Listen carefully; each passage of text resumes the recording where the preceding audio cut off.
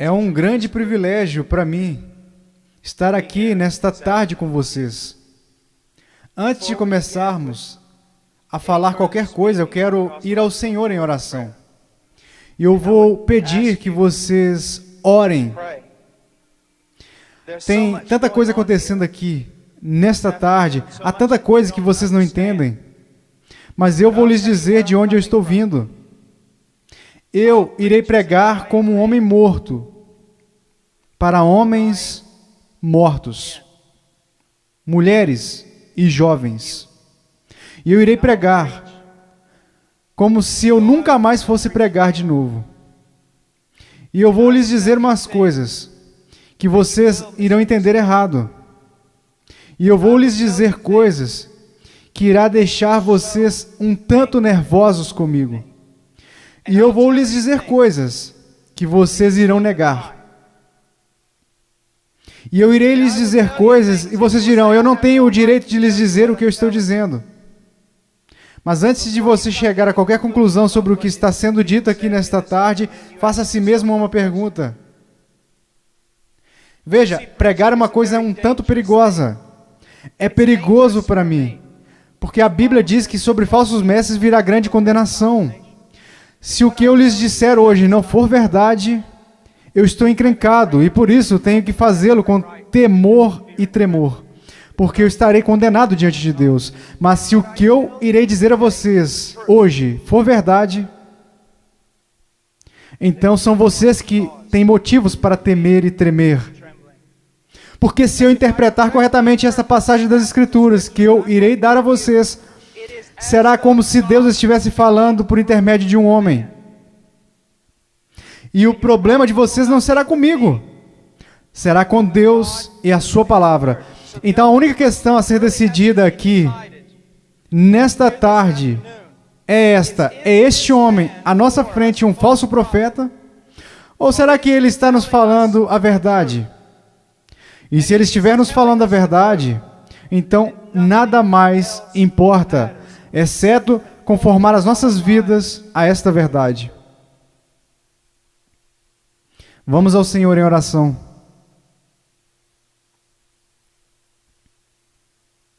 Pai,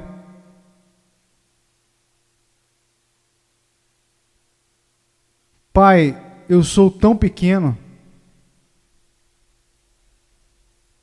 e tão desprezível de tantas formas. Tu sabes, Senhor, Tu sabes. Ó Senhor amado, será que falso fogo irá continuar sendo a única coisa depositada no seu altar? Ou poderia fogo descer do céu? No meio de tanto barulho e clamores, programações, poderia o fogo descer do céu? Podem esses ossos secos voltar a viver? Tu sabes, Senhor. E na sua soberania eu oro e rogo ante ao trono de Deus que sejas gracioso para conosco. Que o Senhor abra os corações e as mentes. Senhor, nós não podemos contar com que eles os abram, eles nunca o farão. Abra os seus corações, as suas mentes e faça com que eles enxerguem a verdade bíblica. Sopre sobre eles, conceda arrependimento, conceda fé. Traga-os ao Teu reino, Senhor, para a Sua glória. Pelo Seu grande nome, opere estas coisas. Senhor, como um irmão falava, que seja, Senhor, de tal forma que nenhum homem obtenha crédito, que nenhum homem ponha a mão na arca do Senhor e se pôr que caia morto, Senhor. Ó Deus, faça-se presente entre nós. Por favor. Porque não temos outra esperança. Não temos nenhuma outra esperança. Essas crianças não possuem outra esperança, a não ser que o Senhor haja. Amém. Eu vou pregar por intermédio de Mateus, capítulo 7. Se você trouxe a sua Bíblia, me siga. Mateus capítulo 7, versículo 13. Jesus disse: entrai pela porta estreita, larga é a porta, e espaçoso o caminho que conduz para a perdição, e são muitos os que entram por ela, porque estreita é a porta, e apertado o caminho que conduz para a vida, e são poucos os que acertam com ela. Acautelai-vos dos falsos profetas que se vos apresentam disfarçados em ovelhas, mas por dentro são lobos roubadores. Pelos seus frutos os conhecereis. Colhem-se porventura uvas dos pinheiros ou figos dos abrolhos? Assim toda árvore boa produz bons frutos, porém a árvore má produz frutos maus. Não pode a árvore boa produzir frutos maus, nem a árvore má produzir frutos bons. Toda árvore que não produz bom fruto é cortada e lançada ao fogo. Assim, pois, pelos seus frutos os conhecereis. Nem todo o que me diz Senhor, Senhor, entrará no reino dos céus, mas aquele que faz a vontade de meu Pai que está nos céus. Muitos naquele dia hão de dizer-me: Senhor, Senhor, porventura não temos nós profetizado em Teu nome, e em Teu nome não expelimos demônios, e em Teu nome não fizemos muitos milagres? Então lhes direi explicitamente: nunca vos conheci. Apartai-vos de mim, os que praticais a iniquidade. Todo aquele, pois, que ouve essas minhas palavras e as pratica, será comparado a um homem prudente, que edificou a sua casa sobre a rocha. E caiu a chuva, transbordaram os rios, sopraram os ventos e deram com ímpeto contra aquela casa, que não caiu, porque foi edificada sobre a rocha. E todo aquele que ouve essas minhas palavras e não as pratica, será comparado a um homem insensato, que edificou a sua casa sobre a areia. E caiu a chuva, transbordaram os rios, sopraram os ventos, e deram com ímpeto contra aquela casa, e ela desabou, sendo grande a sua ruína. Eu estou aqui hoje.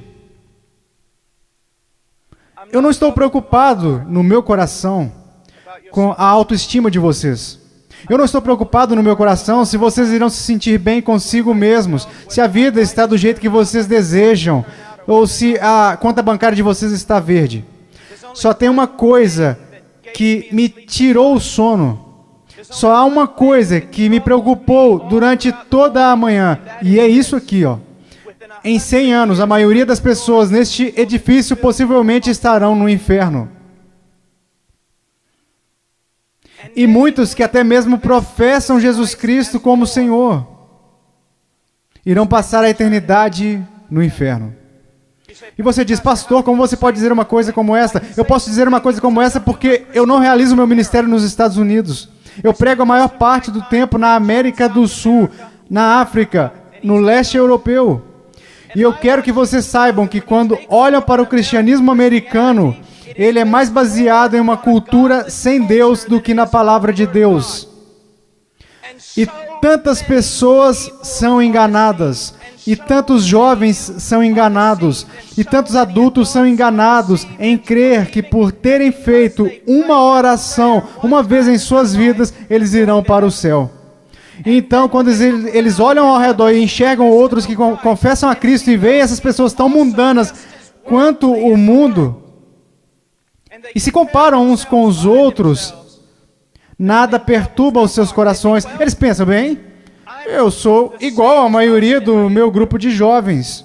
Eu vejo coisas que não deveria ver na TV, eu dou risada das coisas que Deus odeia, eu uso roupas sensuais, eu falo como o mundo, eu ando como o mundo, eu amo a música do mundo, eu amo tantas essas coisas do mundo, mas graças a Deus eu sou um cristão. Porque eu sou um cristão, eu não pareço diferente da maioria das pessoas da minha igreja. Por que eu sou um cristão? Porque houve uma vez na minha vida que eu fiz uma oração e pedi para Jesus entrar no meu coração. Eu quero que vocês saibam que a maior heresia na igreja evangélica protestante americana é que se você orar e pedir para Jesus Cristo entrar no seu coração, Ele definitivamente entrará. Vocês não irão encontrar isso em nenhum lugar das Escrituras. Vocês não irão encontrar isso na história batista até 50 anos atrás. O que vocês precisam saber é que a salvação é pela fé, e somente pela fé em Jesus Cristo. E a fé somente em Jesus Cristo é precedida e seguida pelo arrependimento. Um abandono do pecado, um ódio pelas coisas que Deus odeia e um amor pelas coisas que Deus ama. Um crescimento em santidade e um desejo, não de ser como a Britney Spears, não de ser como o mundo, e não de ser como a maioria dos cristãos americanos, mas de ser como Jesus Cristo.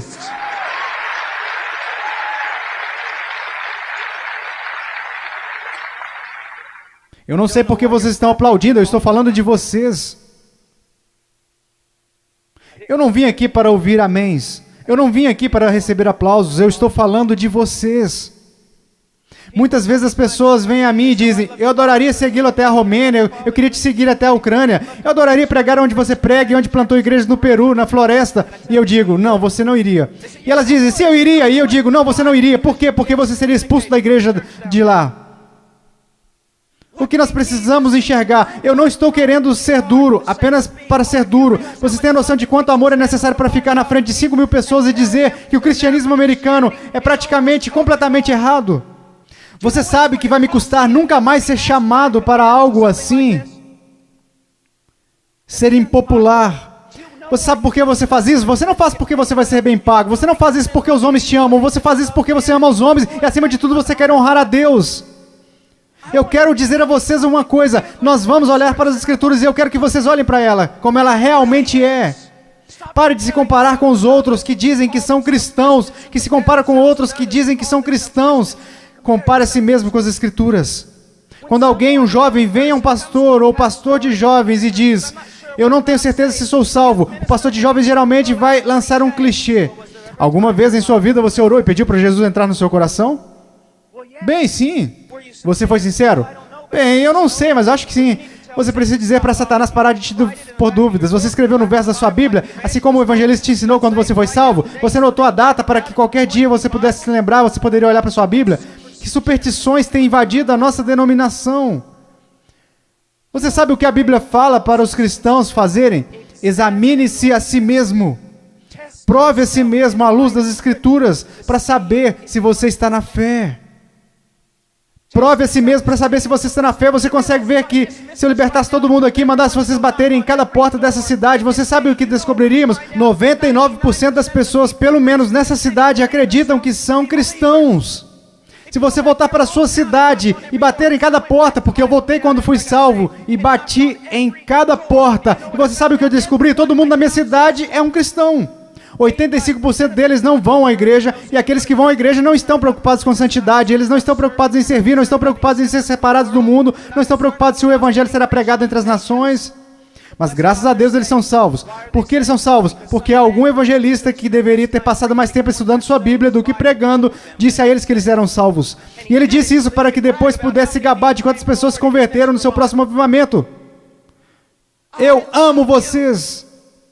E há homens aqui que amam vocês.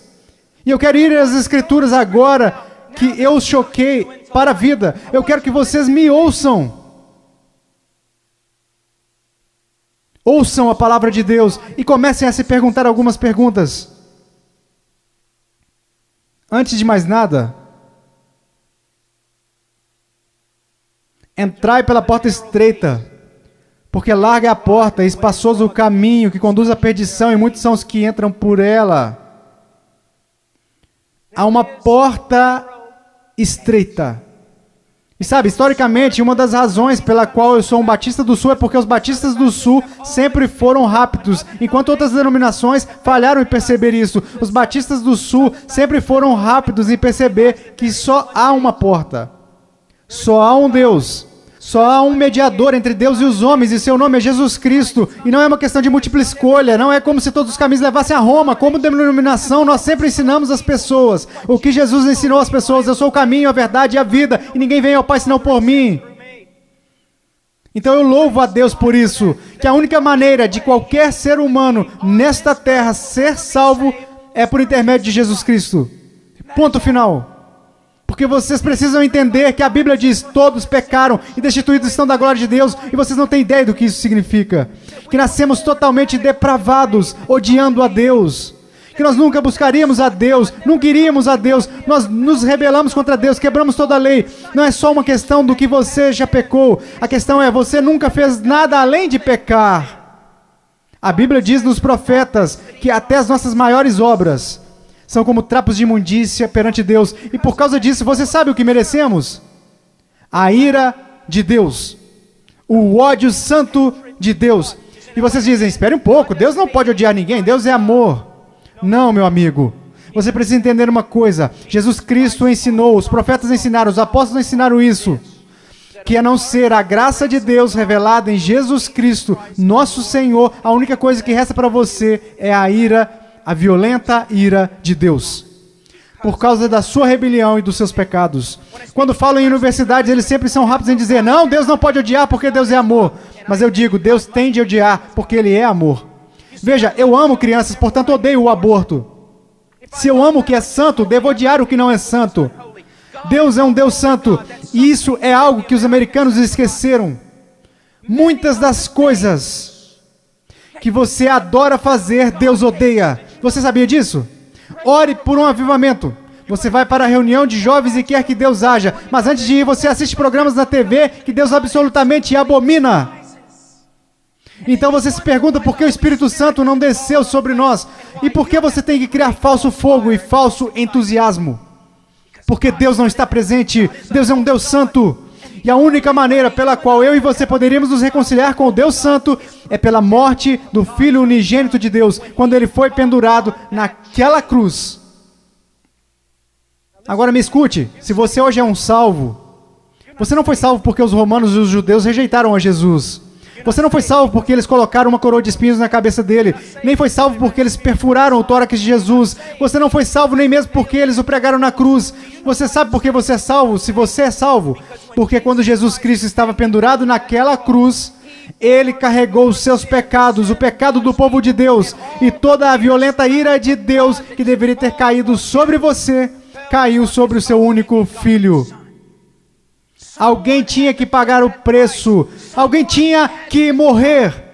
Foi Deus o Pai quem o esmagou. O seu único filho, de acordo com Isaías 53. Ao Senhor agradou moê-lo.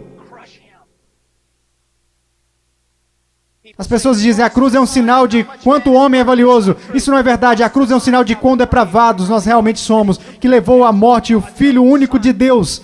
A única coisa que poderia salvar pessoas como nós foi a morte do único Filho de Deus, sob a ira de seu próprio Pai, pagando o preço, levantando dentre os mortos, poderoso para salvar. Este é o Evangelho de Jesus. Agora, o que você é chamado para fazer? Você diz, entrar pela porta estreita. Como você faz isso? Jesus disse, o tempo é chegado, o reino de Deus se aproxima. O que você deve fazer? Em Marcos, ele nos diz, arrependa-se e creia no Evangelho.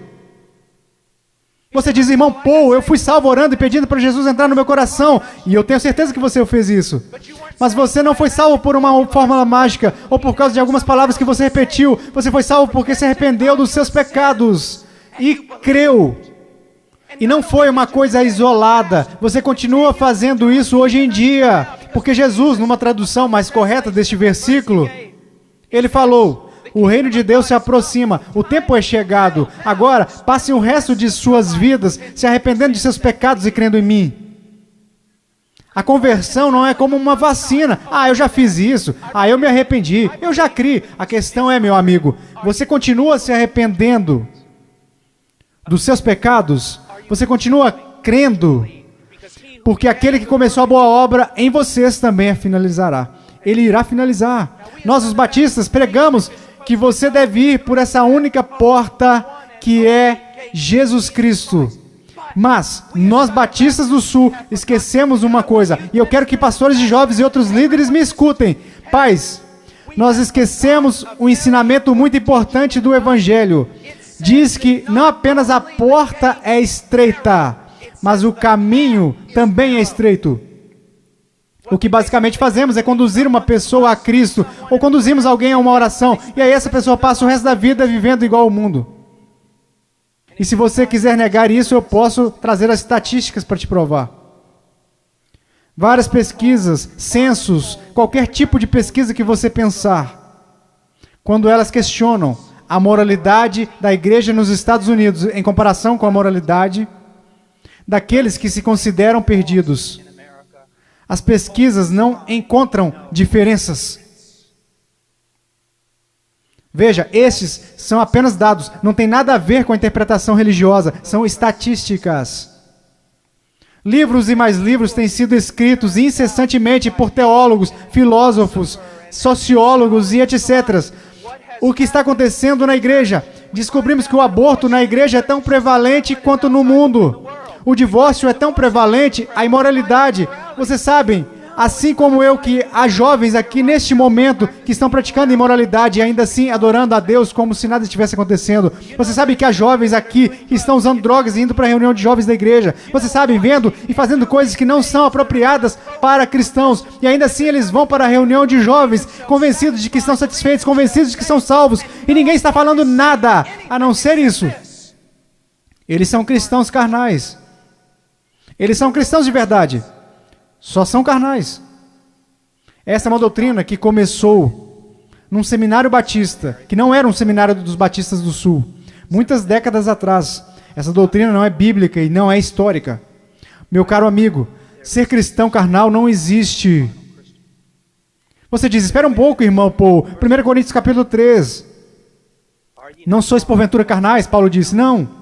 Isso foi o que Paulo disse. Mas você precisa ler o livro todo para saber o que ele queria dizer. Um dos nossos problemas, juventude, escute. A maior parte do nosso cristianismo é baseado em clichês que lemos nas camisetas cristãs. A maior parte do nosso cristianismo vem das músicas e não da Bíblia. A maior parte das coisas que a gente crê ser verdade é ditada pela nossa cultura e não pela Bíblia. A Bíblia não ensina que uma pessoa pode ser um cristão genuíno e viver constantemente em carnalidade, perversidade e pecaminosidade todos os dias de sua vida. Mas a Bíblia ensina que o cristão genuíno recebeu uma nova natureza. O cristão genuíno tem um pai que o ama, que o disciplina, que cuida dele e que se importa com ele. O meu coração está quebrantado porque vocês sabem tanto quanto eu, jovens. Não sejamos hipócritas, não vamos esconder a verdade. Há muita gente assim, você os conhece, você pode ser um deles, ou ao menos sabe que tem um no seu grupo de jovens. Eles vão às reuniões, eles fazem todas as coisas, mas em seus corações eles são tão depravados quanto se pode ser. Não há diferença, não há luz. Tudo que o mundo faz, eles também fazem e está tudo ok. Meu amigo, isso não é cristianismo. Eles não estão correndo perigo de perder o galardão, eles estão correndo perigo de ir para o inferno. Eles não conhecem a Deus. O que nós ensinamos? Quando foi a última vez que você ouviu alguém falar que não existe apenas uma porta estreita, mas também um caminho estreito? Jesus indica que um dos principais sinais para saber se você é um cristão genuíno é se você caminha no caminho estreito. Você sabe qual é o sinal para saber se você é um cristão na América? Você fez uma oração alguma vez? Não é incrível? O que você se pergunta quando duvida da sua salvação? Se você fez uma oração de salvação uma vez, o que as Escrituras ensinam? Examine a si mesmo, testifique nas Escrituras para saber se você está na fé, porque um cristão será diferente. Estou dizendo que um cristão está sem pecado? Não, porque aprendemos em 1 João que os cristãos pecam, e se dissermos que não conhecemos o pecado, não conhecemos a Deus, não andamos na luz. Então qual é a diferença? Aonde eu quero chegar? Eu estou chegando até aqui. Se você é genuinamente um cristão nascido de novo, um filho de Deus, você irá caminhar pelo caminho da justiça, como um estilo de vida. E se você se desviar desse caminho de retidão, o Pai irá até você. Ele irá te disciplinar, ele vai te colocar de volta naquele caminho. Se você professa que entrou pela porta estreita, mas você continua andando pelo caminho largo, assim como todos da sua escola, assim como todos que são carnais e depravados, a Bíblia quer que você saiba que você deveria ficar terrivelmente amedrontado, porque você não conhece a Deus. Eu temo homens que passam a maior parte de suas vidas dizendo a outras pessoas que elas são salvas. Eu tenho temor por vocês, se vocês já fizeram isso. Você não diz às pessoas que elas são salvas, você diz a elas como serem salvas. Deus as diz se elas são salvas. O que nós esquecemos de acreditar é que a salvação é uma obra sobrenatural de Deus. E aqueles que estão sendo genuinamente convertidos e regenerados pelo poder do Espírito Santo serão novas criaturas. A Bíblia diz, pelo que se alguém está em Cristo, nova criatura é. Então, nós encontramos aqui nas Escrituras que há uma porta estreita e um caminho estreito. Estamos caminhando para o versículo 16, quer dizer, versículo 15. Acautelai-vos, porém, dos falsos profetas que vêm até vós vestidos de ovelhas, mas interiormente são lobos. Por seus frutos os conhecereis. Uma das coisas que vocês precisam entender é isso. Uma coisa que um homem sábio me disse há muito tempo. Paul, o seu melhor amigo é aquele que te diz as maiores verdades. Nos Estados Unidos, nós nos tornamos tão cheios de não me toques que ninguém pode nos repreender. Ninguém pode nos dizer que estamos errados. E ministros, líderes também têm acreditado nessa mentira. Nós não queremos ofender. Nós queremos ser amigáveis. O que você precisa entender é que só há um amigo verdadeiro e seu nome é Deus. E se você quer ser amigo de alguém na sua igreja, você precisa ser amigo de Deus. E você precisa estar mais preocupado com a glória de Deus do que você está com as atitudes dos homens. E outra coisa que você precisa entender é que a pessoa que te ama mais é a que vai te falar as maiores verdades. Uma das grandes marcas diferenciais de um falso profeta é que ele sempre vai falar o que você quer ouvir. Ele nunca vai estragar a sua festa. Ele vai fazer você continuar batendo palmas, pulando, vai fazer você ficar atordoado, ele vai te manter entretido. E ele te apresentará um cristianismo que fará a sua igreja parecer um parque de diversões de Jesus. E irá te manter tão entretido que você nunca se preocupará com grandes assuntos como este. Deus está agindo em minha vida? Eu estou crescendo em santidade? Eu realmente nasci de novo? Me escute, se todos nessa cidade creem que são salvos, e nós sabemos que isso não é verdade, porque a Bíblia diz que poucos vão entrar, como você sabe que você é salvo? Como você realmente sabe que é um salvo? Porque alguém te disse? Porque você fez uma oração? Porque você creu? Deixe-me te perguntar, como você sabe que crê? Porque todo mundo diz que acredita. Como você sabe que você não é igual a eles? Você sabe como a Bíblia ensina que se você é salvo ou não? Você sabe como a doutrina batista até 50 anos atrás diria que você sabe que é um salvo? Você sabe que foi salvo porque a sua vida está num processo de transformação. E o seu estilo de vida é de alguém que caminha nos caminhos da verdade do Senhor. E quando você para de andar nos caminhos da desobediência, como todos nós fazemos, Deus vem até você e te põe de volta no caminho. Uma das maiores evidências de que você nasceu de novo é que Deus não permitirá que você fale como a sua carne quer falar. Deus não irá permitir que você se vista como o mundo sensual e a igreja sensual permitem que você se vista. Deus não irá permitir que você caminhe como o mundo, cheire como o mundo, fale como o mundo, escute as coisas que o mundo escuta. Deus irá e fará a diferença na sua vida. Diz aqui, ao continuarmos, versículo 17, então todos, quer dizer, vamos para o versículo 16, você os conhecerá pelos seus frutos. Como você reconhece o falso profeta? E uma aplicação mais ampla aqui nas Escrituras. E como você sabe que alguém é um cristão genuíno? Pelos seus frutos. Pelos seus frutos, meus amigos. Veja a sua vida. Veja o jeito que você anda. Veja o jeito que você fala. Veja para as paixões do seu coração. Por acaso Jesus está aí em algum lugar? Ou ele é só um acessório que você acrescenta em sua vida? Ou é só uma coisa que você faz nas quartas e domingos? Ele é só alguém que você aceita apenas intelectualmente, mas não de coração? Ele é um acessório ou ele é o centro da sua vida? E qual é o fruto que você está produzindo? Você parece com o mundo, age como o mundo, você experimenta as mesmas alegrias que o mundo experimenta? Você consegue amar o pecado e gostar de cometê-lo? Você consegue amar a rebeldia e gostar de ser rebelde? Então você não conhece a Deus. Você os conhecerá pelos seus frutos. Deus tem o poder para mudá-los. Imaginemos por um momento Jesus ensinando esta passagem. E você está lá ouvindo. E ele olha para você e diz: espinhos, espinhos. Você acha espinhos em figueiras? E você diz: é claro que não, Jesus. Você não é um agricultor, você não é um fazendeiro, você é um carpinteiro, mas todo mundo sabe, Jesus. Você não encontra espinhos numa figueira. Então, deixe-me fazer outra pergunta. Você encontra figos, bons frutos, em espinheiros? É claro que não, Jesus, isso é loucura. Quer dizer, você nunca vai achar espinhos numa figueira e também nunca encontrará figos num espinheiro. Jesus, se me dissessem que isso é possível, pode tomar nota. Ou essa pessoa é louca ou é uma mentirosa. Então Jesus te responde: muito bem.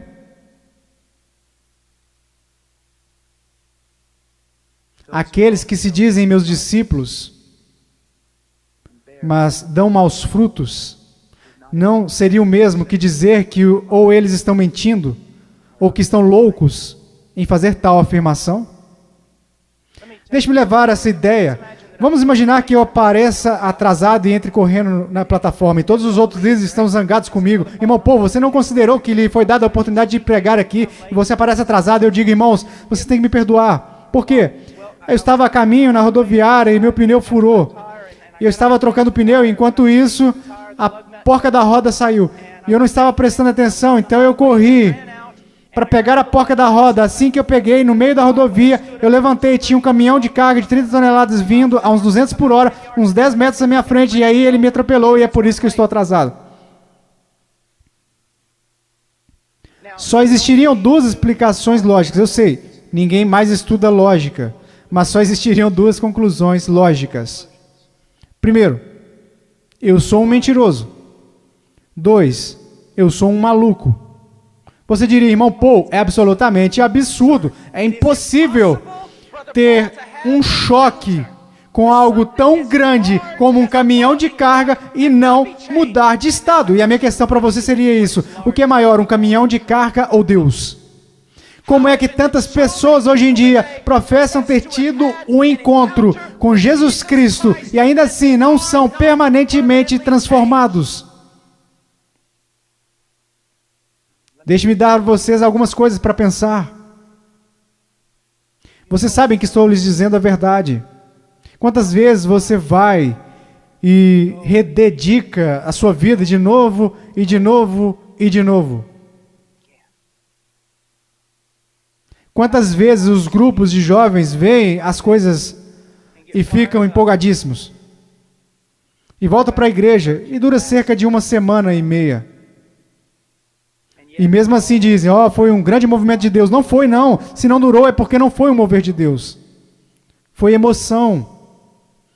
Foram tantas coisas, mas não foi um grande mover de Deus. Deus trabalhou em sua vida. Deus está trabalhando em sua vida. Você os conhecerá pelos seus frutos. Você os conhecerá pelos seus frutos. Vamos adiante.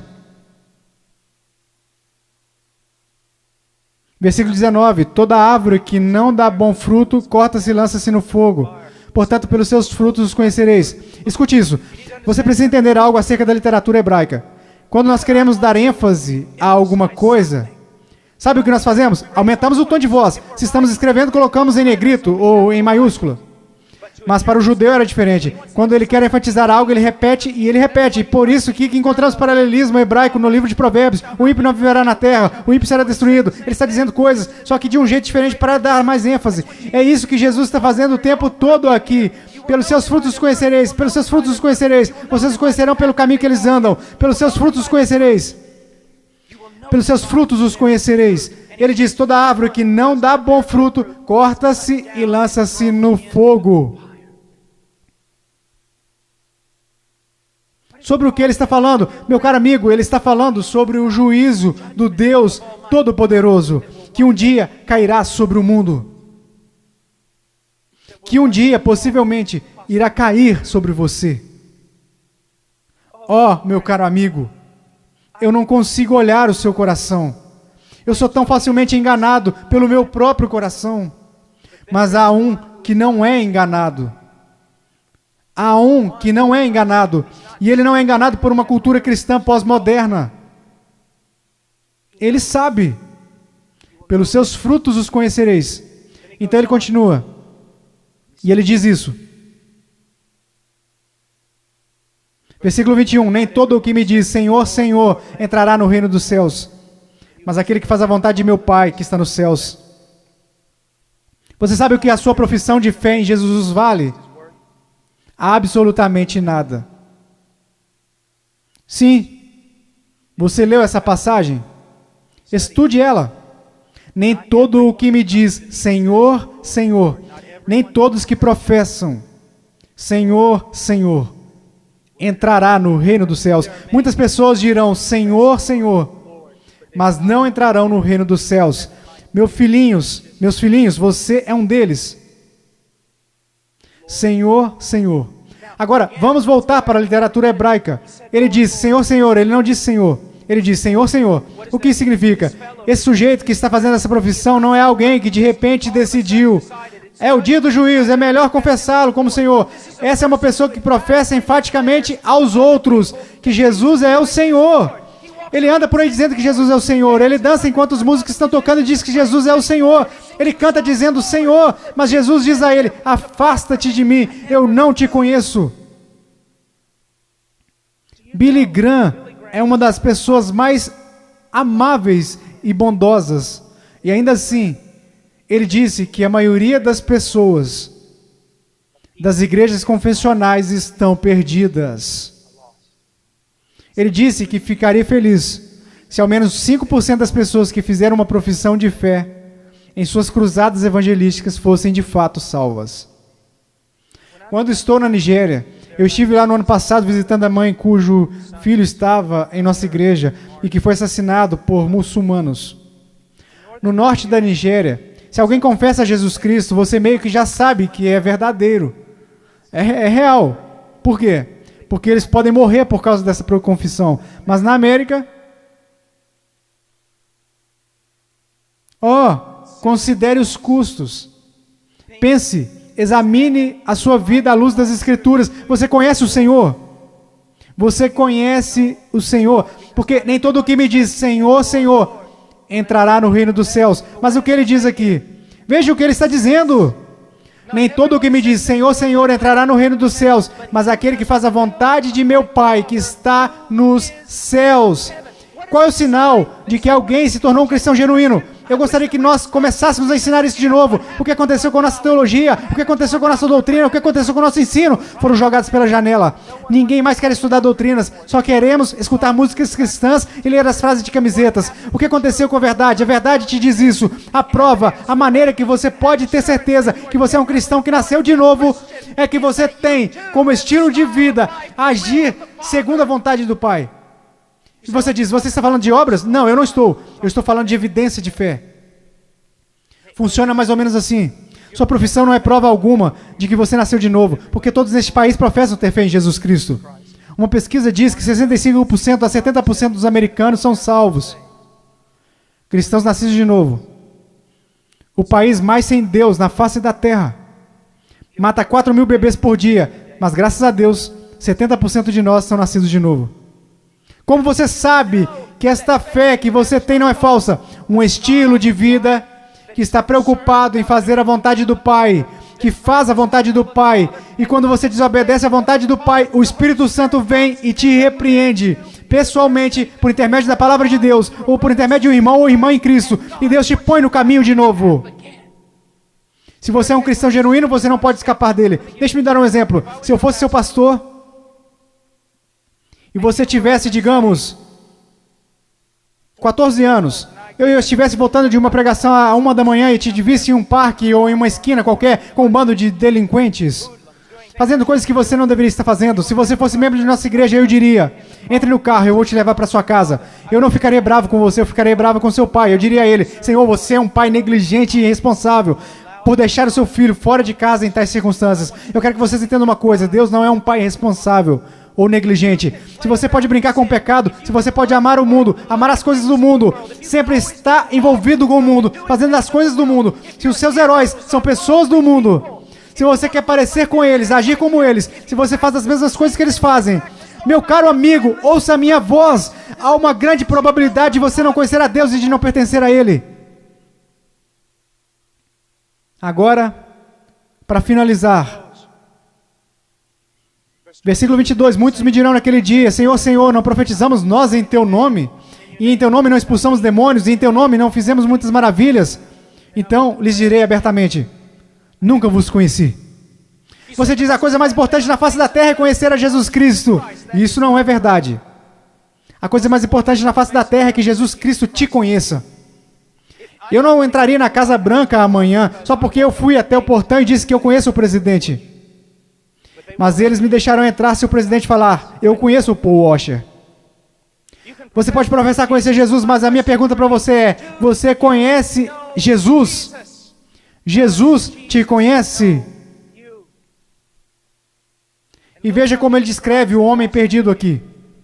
Ele diz, apartai-vos de mim, vós que praticais a iniquidade. Em grego, anomia, uma partícula negativa. Não, sem. A palavra nomos, lei, não lei, sem lei. E é isso que significa. Deixe-me dar a vocês uma tradução. Apartai-vos de mim. Me escute. Se eu pudesse sair daqui e te abraçar falando isso, eu fazia isso. Me escute! Ele diz, apartai-vos de mim, vocês que dizem ser meus discípulos, que me confessam como Senhor, porém vivem como se eu nunca tivesse lhes dado uma lei para obedecerem. Eu acabo de descrever a grande maioria dos cristãos da América. Se alguém começa a falar de lei, se alguém começa a falar de princípios bíblicos sobre o que devemos fazer e o que não devemos fazer, como devemos viver e como não devemos viver, todos começam a exclamar, legalista, legalista. Mas Jesus disse, apartai-vos de mim, vocês que viveram, me chamaram de Senhor, contudo viveram como se eu nunca tivesse lhes dado uma lei para seguirem. Na cristandade americana diz assim, passe pela porta, louvado a Deus, viva como o resto do mundo. Tudo bem, você só é um cristão carnal e talvez você volte um dia. Você sabe o que acontece por causa do nosso péssimo evangelismo? Nós temos zilhões de crianças salvas, entre aspas, nas escolas dominicais, e quando fazem 15 anos eles vão para o mundo e a maioria deles vivem como demônios. E quando estão por volta de 30 anos eles voltam e rededicam as suas vidas. Talvez eles tenham acabado de ser salvos. Porque, amigos, é mais do que você contar a alguém que você é salvo, porque sabe que Jesus é Senhor. Satanás sabe que Jesus é Senhor.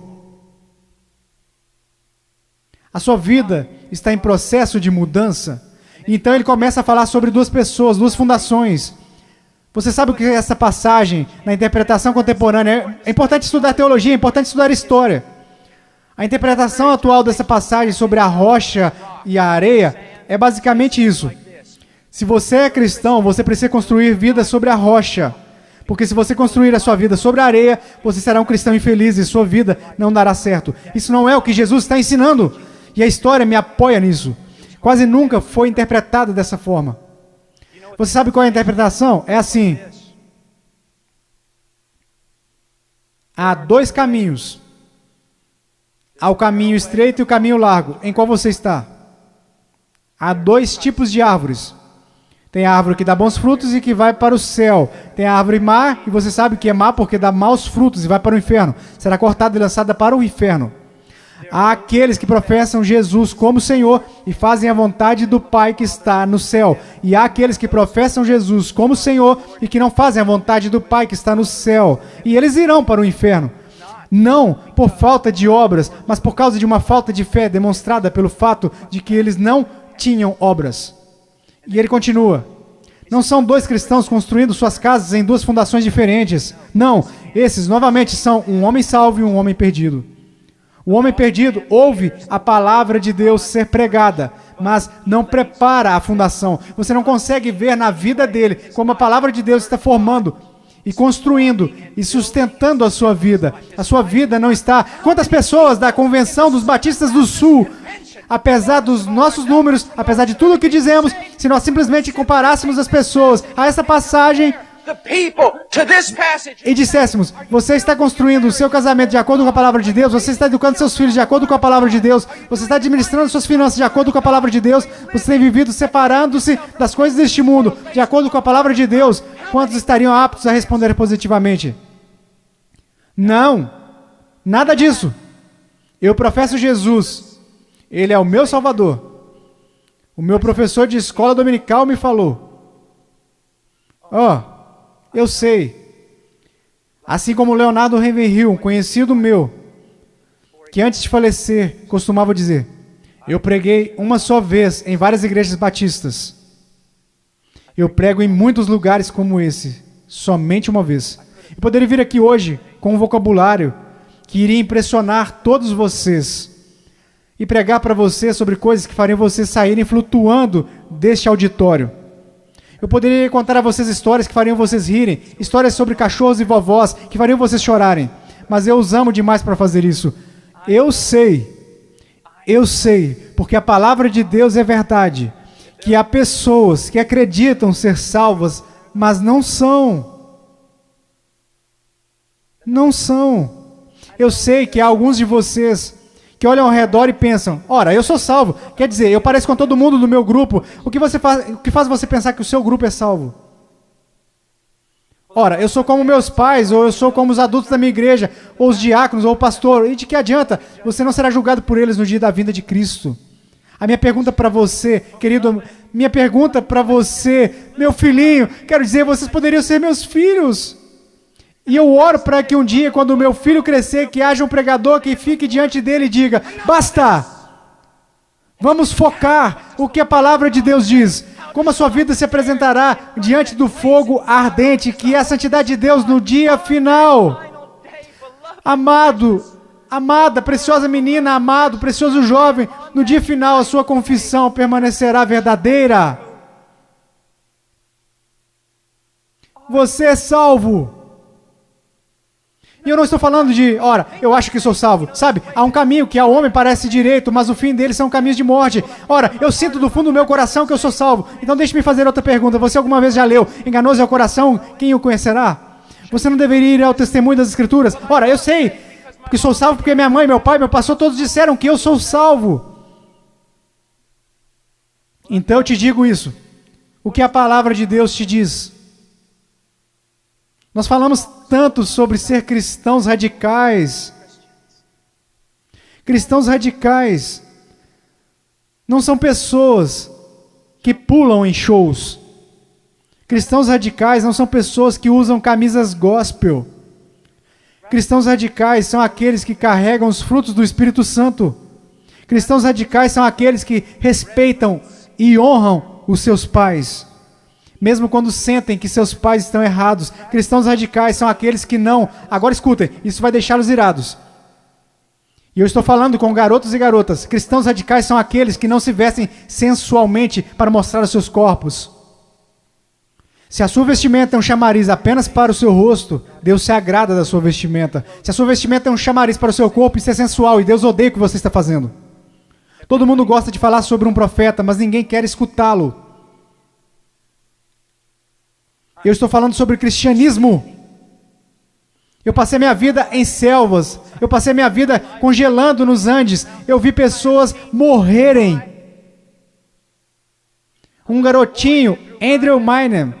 Os muçulmanos retiraram 5 vezes o seu estômago e o deixaram morrer na calçada simplesmente porque ele exclamava: eu estou com tanto medo, mas eu não posso negar a Jesus Cristo. Por favor, não me matem, mas eu não o negarei. E ele morreu numa poça de sangue. E vocês falam sobre ser cristãos radicais porque vocês usam camisas de gospel e vão a um congresso. Eu estou falando sobre santidade. Eu estou falando sobre ser cheio de Deus. Você sabe o que seria o mover de Deus neste local? Se todos vocês caíssem debaixo de convicção, se eu mesmo caísse sob convicção pelo Espírito Santo e nos prostássemos e chorássemos, pois assistimos coisas que Deus odeia. Pois usamos coisas que Deus odeia. Pois nós agimos como o mundo, parecemos como o mundo, cheiramos como o mundo. Fazemos as mesmas coisas que o mundo e não sabemos que fazemos essas coisas porque não conhecemos a palavra de Deus. Porque mesmo que falemos como uma denominação, que a Escritura é infalível, a palavra de Deus, só o que ganhamos basicamente é um monte de ilustrações, histórias e novelinhas. Oh, que Deus brilhe, resplandeça neste lugar. Que viremos nossas costas para o pecado, que renunciemos às coisas que desagradam a Deus, e então que corramos para Ele e alegremos-nos nele e que venhamos amá-lo. Que Deus levante missionários. Eu não desejo a vocês o mesmo que seus pais. Eles querem segurança e boas casas para vocês. Eles querem que vocês tenham carros e respeito. Eu quero para vocês as mesmas coisas que quero para o meu filho, que um dia ele pegue uma bandeira, a bandeira de Jesus Cristo, e coloque-a no monte onde ninguém esteve antes, e que ele clame: Jesus Cristo é Senhor, mesmo que isso custe a sua vida. Se quando ele tiver 18 anos me disser as mesmas coisas que eu disse quando eu era jovem, eu vou para os montes, eu vou para a selva, e as pessoas disserem: você não pode ir, você está maluco, é uma guerra lá, você vai morrer. Eu vou. Quando aquele rapaz colocar a sua mochila nas costas, eu vou orar por ele e dizer: vá, vá, Deus seja contigo. E se você morrer, meu filho, eu te vejo do outro lado e irei honrar a sua morte. Oh Deus, vamos orar, vamos orar. Oh Deus, eu não me importo com reputação, eu não me importo com o que os homens pensam. Eu quero que o Senhor seja honrado, eu quero que esses jovens sejam salvos. Eu quero que os salvos parem de olhar para um cristianismo cultural e que o Senhor odeia, que cuspirá fora de sua boca, e que eles olhem para a sua palavra e digam: eu seguirei a Jesus. Ó Deus, eu oro pelos ministérios de jovens e pastores e oro para que o Senhor os encha com espírito de sabedoria, amor e coragem e discernimento. E querido Deus, custe o que custar, eu oro para que o Senhor levante missionários. Ao olhar para esses garotos, eu não posso evitar de pensar no meu filhinho. Ó Deus, que o Senhor salve o Ian e que eu levante o mande para a pior parte da batalha. Ó querido Deus, levante missionários aqui. Levante missionários, levante pregadores e pastores, e embaixadores, evangelistas, que conheçam a palavra de Deus. Oh Deus, trabalhe neste lugar, por favor, trabalhe neste lugar, amado Deus. Por favor, por favor, por favor, por favor. Agora com todas as cabeças baixas. Há alguém aqui, hoje à noite, que gostaria de dizer: irmão Paul, eu tenho vivido uma mentira. Eu digo que sou cristão, mas eu amo o mundo. Eu pareço com o mundo. Eu cheiro como o mundo e eu me odeio por conta disso. Irmão Paul, eu estou tão cansado deste cristianismo que eu tenho vivido. Eu estou cansado disso. Eu estou cansado disso. Eu quero ser salvo. Eu quero ser salvo. Eu só quero que levantem.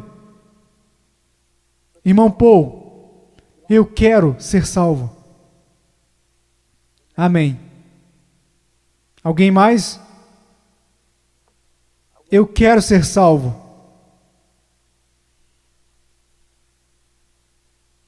Amém.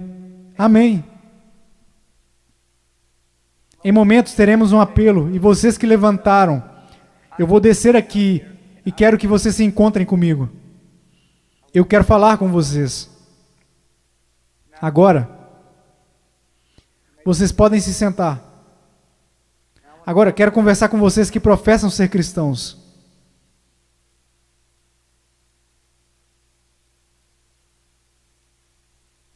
A sua vida honra a Jesus Cristo? Você está olhando em sua palavra para descobrir como deve viver? Eu oro de todo o coração. A única coisa que irá salvar a igreja na América, só há duas possibilidades. Uma é uma reforma total em nossas pregações e de nosso estudo da palavra de Deus. E a outra é uma perseguição feroz e horripilante. E essa é a única coisa que irá salvar a igreja na América. Ó, eu oro. Oro para que vocês retornem à palavra. Eu oro. Ouçam-me, jovens. Vocês precisam dizer: ok, como eu devo proceder perante meus pais? Vá à palavra, descubra, obedeça. Como devo me vestir? Vá à palavra, descubra, obedeça. Como devo falar? O que devo escutar? Ponha cada pensamento, palavra e ato em sujeição a Jesus Cristo.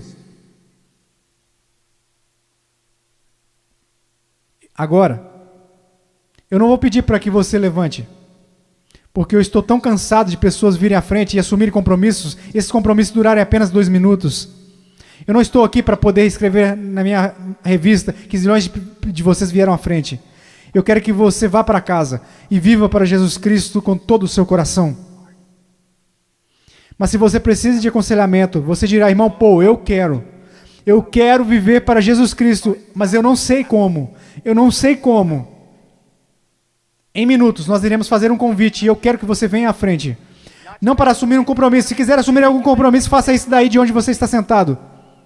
Se precisa contar a alguém, vá contar ao seu pastor. Vá contar ao seu pastor de jovens. E quer saber? Nós saberemos se esse compromisso irá durar. Quer saber como? Porque irá durar. Nós saberemos se foi de Deus. Deixe-me contar-lhes uma coisa. Eu quero lhes contar uma coisa. Se você tomou a decisão de seguir a Jesus Cristo, se você tomou a decisão para ser salvo nesses 2 últimos dias, eu quero lhe dizer algo. Se foi algo genuíno, irá durar. Se daqui a algumas semanas você voltar direto ao mundo, viver como o mundo, agir como o mundo, eu quero que você saiba de uma coisa. Você não entendeu nada aqui nesse final de semana. Você foi emotivo, simplesmente isso. Se você realmente ganhou algo do Senhor, eu quero que você saiba, isso irá durar. E ainda que você tente correr disso, você não vai conseguir. Você não vai conseguir. Eu amo tanto vocês. Eu amo tanto vocês. E peço que todos fiquem de pé.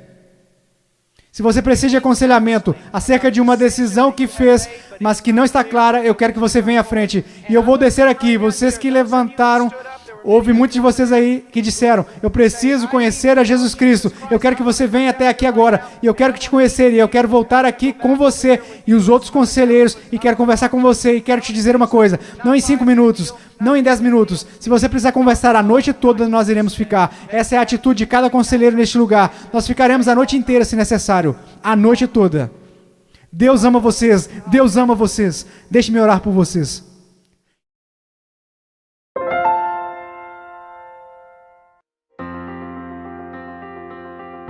Please visit our website at heartcrymissionary.com.